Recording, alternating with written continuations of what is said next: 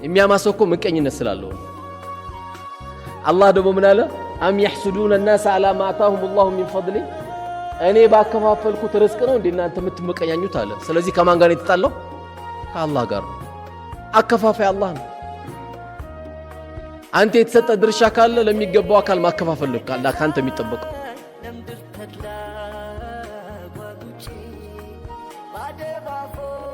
ስለዚህ አላህ ለተለያየ ባሪያ የፈለገው ሊሰጥ ይችላል ላመነው ላላመነው ላመፀው ላላመፀው አላህ ለፈለገው ይከለክላል ለፈለገው ይሰጣል ዱንያ እንደሆነች 950 ዓመት እድሜ ኖረው የሚሄዱ የኑህ ህዝቦች አልፈውበታል ይሄው 60 እና 70 ዓመት ደግሞ ተብሎ የተነገረው ይሄ ኡማ ነው ዛሬ መስጊዳችን 90 የሚያክል እድሜ ከተገኙ ማሻአላህ በሉት ጨረሱት